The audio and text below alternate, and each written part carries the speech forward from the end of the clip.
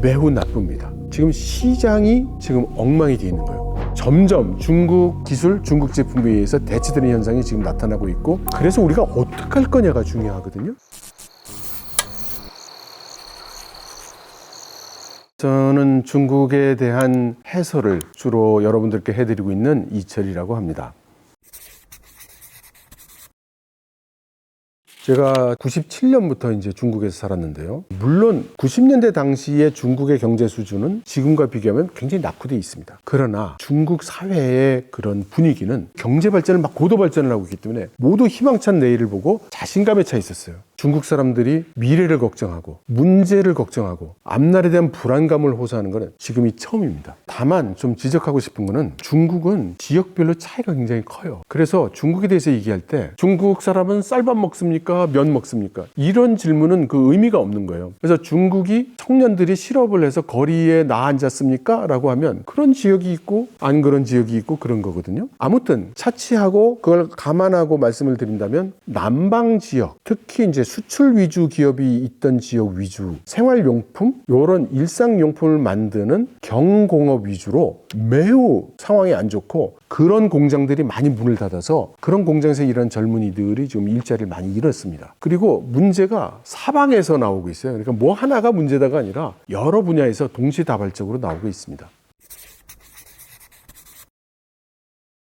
제가 그 베이징에서 만났던 중국 친구들, 저는 그 중국 친구들이 이 정도로 격렬한 톤으로 현 정부의 경제 정책과 이 정책의 실패를 비판하고 비난하는 걸 들은 적이 없어요. 조금 어지간한 기업을 경영하는 사업가도 그렇게 얘기를 하고, 또 전문직에 있는 친구도 그렇게 얘기를 하고, 또 그런 회사에서 일하고 있는 그 직원들도 그렇게 얘기를 하고, 심지어 과수원에서 일하고 있는 이 농부라고 할까요? 농부도 그렇게 얘기를 하고 있어요. 그래서 저는 이 상황은 굉장히 심각하다, 그렇게 생각하고 있습니다. 지금 이 경제 문제가 이제 해결이 되겠느냐, 여기에 대해서는 당연하게도 용비어천가를 부르는 학자들이 우리 중국 공산당의 영도하에 중국 경제는 밝다, 이렇게 얘기하는 사람들이 만큼 있습니다. 반면에 이거 아무래도 심상치 않아, 이러다 큰일 나겠어 라고 얘기하는 사람들도 꽤 나오고 있어요. 그런데 평소에는 중국에서는 이런 부정적인 이야기는 거의 안 나오거든요. 근데 지금 이만큼 나오고 있는 거예요. 게다가 몇 달 전이죠. 우리 중국 경제의 밝은 미래에 대해서 암담하다는 등 이따위 소리하는 사람은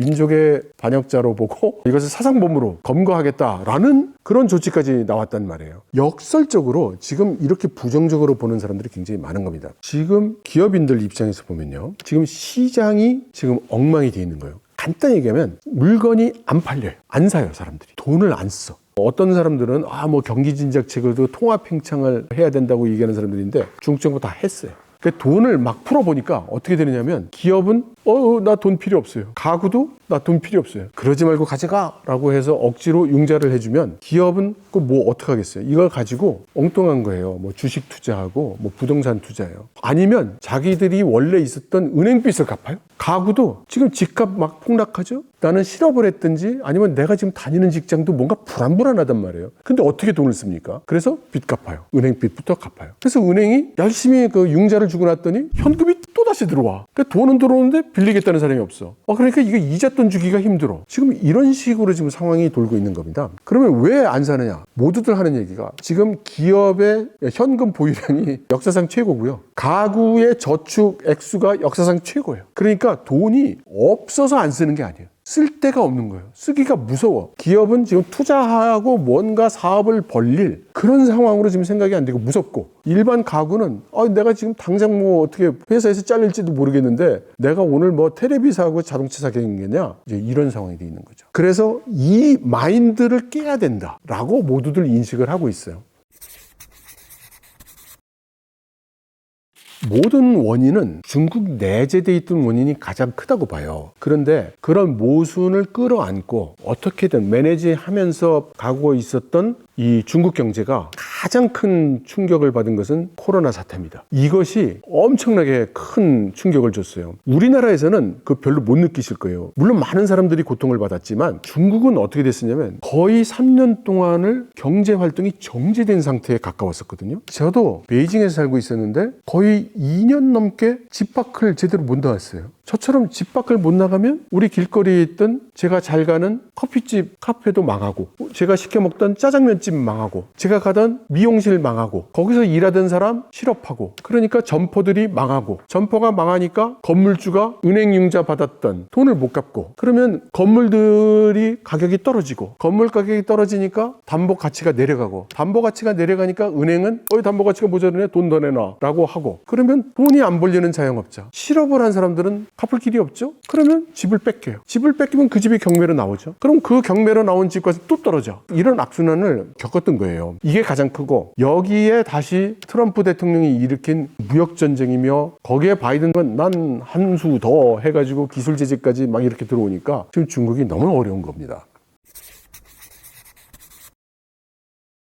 칭화대학의 리다오코이라는 그 유명한 경제학자가 있어요. 이 사람은 중국 정부하고도 일을 많이 하는 사람인데, 이 사람이 최근에 이렇게 얘기를 했습니다. 한 1조 위안 정도, 그러니까 우리로 현재 환율로 하면 한 190조 원 정도 되겠죠? 를 풀어가지고 20%를 이거 바우처로 준다고 해라. 그러면 200조의 바우처를 풀면, 보통 전례를 보면, 상하이의 경우를 보면 4배 정도의 효과가 있다. 그러니까 1조 위안을 풀면 5조 위안 정도를 쓴다. 그러니까 5조 위안이면 우리 돈으로 치면 1000조 정도 되는 거예요. 그러면 1000조 정도 이렇게 돌아가게 되면은 사람들이 뭔가 좀 이제 좀 뭐가 풀리나 보다, 이제 좀 뭐가 사람들이 물건을 사네, 이런 분위기가 형성이 될 거다. 그리고 나서 이번 삼중전회에서 제시됐던 정책을 피시오. 왜냐하면 지금 삼중전회에서 나온 정책이 지금 너무나 좋구나, 지화자 띵까띵 하면서 여러분들 많이 쓰세요, 지금 이런 분위기가 아니고, 모든 머리를 싸매고 이거 어떻게 하면 좋아, 이런 상황이란 말이죠. 그런데 이런 상황에서 쓰는 정책은 뭔가 인내를 요구하는 정책이 나올 가능성이 큰데, 다들 불안하고 돈 쓰기 힘들고 이렇게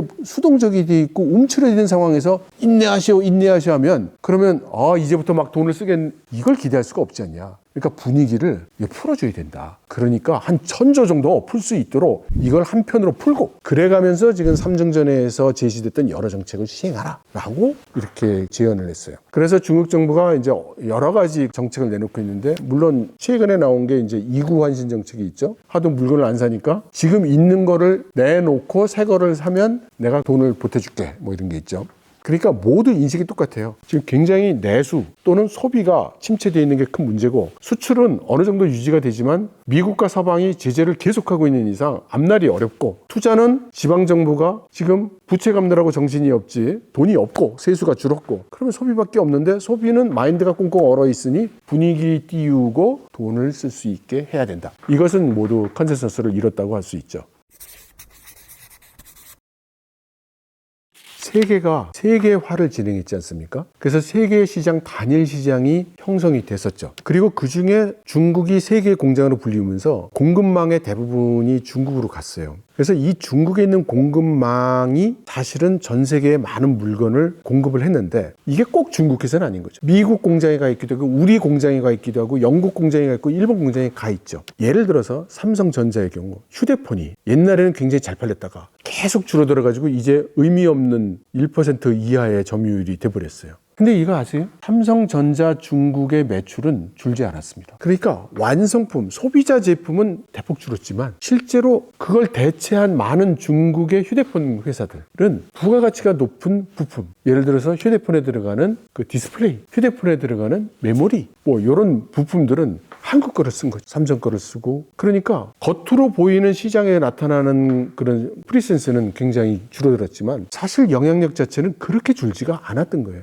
그런데 이것이 점점 중국 기술, 중국 제품에 의해서 대체되는 현상이 지금 나타나고 있고, 이것이 삼중전회 이후의 정책 집행에 따라서 더욱 가속화될 거라는 거죠. 그런 면에서 브릭스의 비헤이버, 이것을 우리가 유념해서 관찰할 필요가 있다고 봅니다. 중국, 러시아는 서방을 대체하는 시장으로서 지금 브릭스를 강력하게 밀고 있으니까 말이죠. 브릭스 국가들이나 글로벌 사우스 시장은 상당히 기술 위주의 제품보다는 부가가치가 좀 낮은, 지금까지 중국이 해왔던 대량 생산 위주의 제품들이 위주죠. 역시 하이테크 제품은 비싼 제품이고 그것들은 서방 시장이 가장 큰 시장이죠. 그러니까 중국이 지금 쉬운 상황은 결코 아닙니다.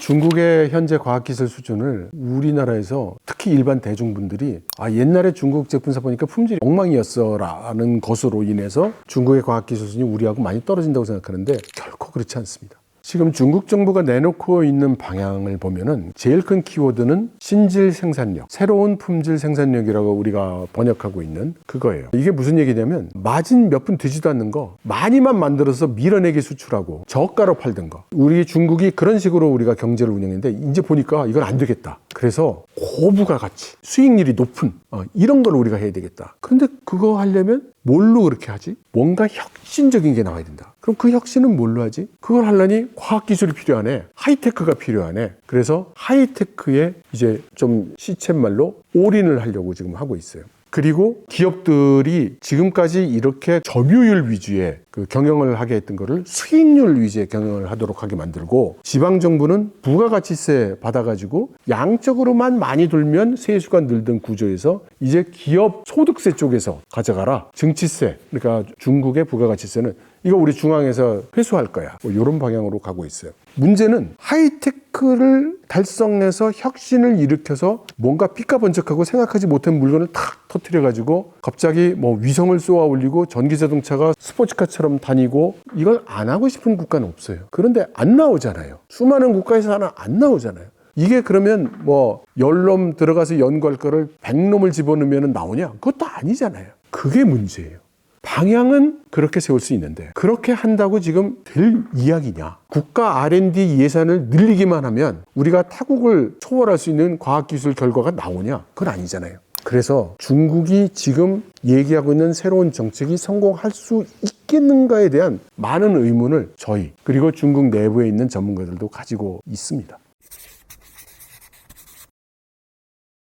저는 중국의 이 새로운 정책의 흐름은 우리나라의 양수겹장격의 어려움을 가져올 거라고 생각합니다. 한 가지는 중국이 그 시장이 위축이 되면서 우리가 중국에 수출하고 있던 양이 감소할 것이라는 게 첫 번째고요. 두 번째는 중국이 지금 전면적으로 기술 개발에 들어가게 되면 어떤 현상이 일어나냐면 우리나라가 이미 중국에서 소비자 제품보다는 그 중간재 제품 위주로 지금 수출을 하고 있거든요. 중간재 제품이라는 건 대개 부품이라든가 이런 겁니다.